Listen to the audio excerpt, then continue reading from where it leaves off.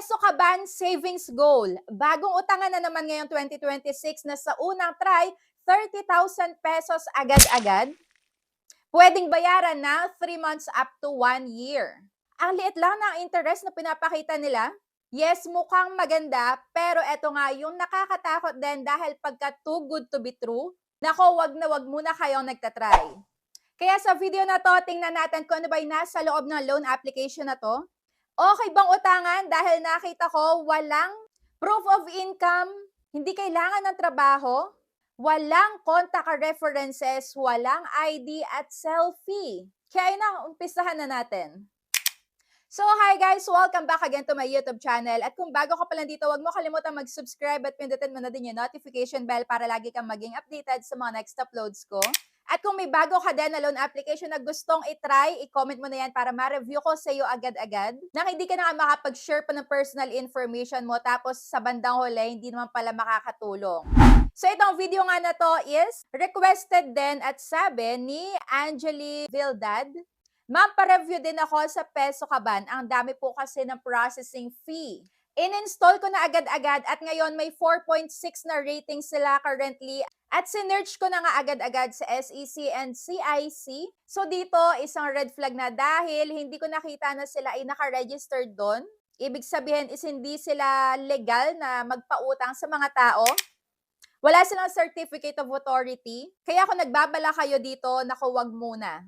At unang napansin ko dito sa may application nga nila bago ko pala i-install is itong loan application, hindi siya totally loan application. Nakalagay dito is more on tracking savings. Ayan, yung savings goal daw. Ayan. Pero pagka-install ko nga, ito na yung bumungad sa akin. So up to 500,000 pesos ang credit line. At yung interest rate per year ay 5% lang. Napakaliit naman ito. Medyo too good to be true na ako dito and may mga expectation na din ako dito pero in reality, tama ba yung hinala ko? Sa pagpatuloy natin. At ito yung mga sasagutan. Ayan, basic information, napakakaunti lang, pangalan, gender, date of birth, education level, kung saan nakatira, at email. So after nga niyan is bank information na. Ibig sabihin, yun na yung sinagutan. At dito sa may disbursement account, ang napansin ko lang is isa lang, GCash lang, wala nang ibang option. So ayun, nilagay ko na nga yung name, bank, and GCash number, and after that is sinubmit ko na. At yung credit limit under review, so ayan, nag-countdown lang ng 38 seconds. At after nun is approve na agad-agad. OMG naman to. So receive loan na. So ito, medyo nakakatakot na talaga tong receive loan na to kasi hindi natin alam kung ito ba ay auto-disburse agad-agad tapos hindi natin alam kung magkano yung isa-send sa atin. Kaya, nako, wag muna kayo nagtatry agad-agad, lalo na kung hindi pa kayo sure na maganda ba yan or hindi. So, ito na yung lumitaw. 30,000 pesos, tapos may 100,000, 200,000, up to 500,000.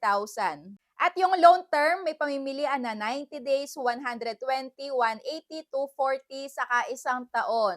Kaya kung kayo talagang naghahanap kayo ng mabilisan tapos nakita nyo ganito kalaki yung ipapakita, nako, wag na wag kayo agad mag-go-go. Mahirap na. So dito sa loan amount, sige, igino ko yung 30,000 pesos tapos yung interest ay 500 pesos lang. Yung annual interest, 5%. Yung payment amount, yung total amount daw na babayaran ko ay 30,500. At may membership fee pala na 100 pesos. So, ito na yung sinasabi ko sa inyo. So, pagka may ganito na paunang bayad, automatic X na ako dito. So, ayoko nang ipagpatuloy to dahil kagaya nung nakaraan na in-review ko din, merong ganito na membership fee. After kong bayaran yung membership fee, meron pa ulit bayad na hinihingi, processing fee naman. Pagka i-cancel daw yung loan is, marirefund yung 300 pesos na binayaran ko. Wala akong na-receive na refund and ito, same na same. At ito yung isang palatandaan na pagka may paunang bayad, nako, wag na kayong magtuloy. Dahil pangalawang red flag, napaka-konte ng pinasagutan. So yun lang yung basic information na hiningi sa atin. May wala pang ID tayong pamimilian, wala man lang selfie, walang contact references, hindi hinihingan ng trabaho. Kaya eto, I'm sorry pero ayokong ipagpatuloy 'to dahil talagang gagatasan lang tayo ng gagatasan, hihingan ng mga fees. So pumunta ako agad-agad dito sa my ratings and reviews nila. May mga 5 stars na nagsasabing okey daw 'to. Ayan, this was a great experience. The process was clear and straightforward. Easily to apply, hassle-free. Yes, hassle-free naman talaga kung yun lang yung sasagutan. Professional service and friendly attitude.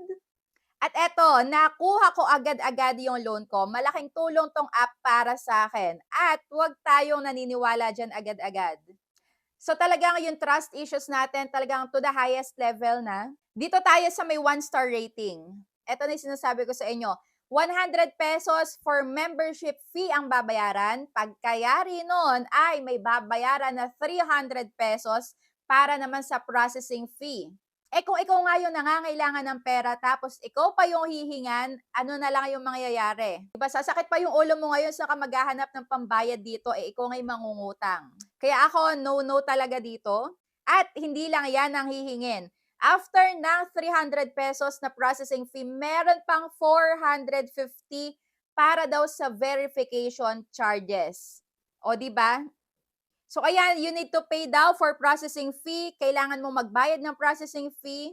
So yon yung mga sinasabi dito sa may 1-star rating. Kaya kung ako sa inyo guys, nako, nasa sa inyo pa rin yung buong desisyon kung ipagpapatuloy nyo pa to or hindi. Pero para sa akin is hindi ko to maire-recommend. I'm sorry, pero hindi ko ipagpapatuloy yung pag-a-apply ko dito dahil dito pa lang, una-una, hindi sila SEC and CIC compliant. Wala silang karapatan na magpautang sa mga borrowers. So wala silang certificate of authority galing sa SEC or Securities and Exchange Commission. Yes, mukhang maganda, pero dahil yung mga magaganda nga na pinapakita na yon is hindi tayo talaga sure kung yon yung talagang ibibigay sa atin. Kasi to receive is to believe, hanggat hindi natin natatanggap, huwag tayong maniniwala. Pero since may paunang bayad sa kanila, lalong huwag tayong magtiwala.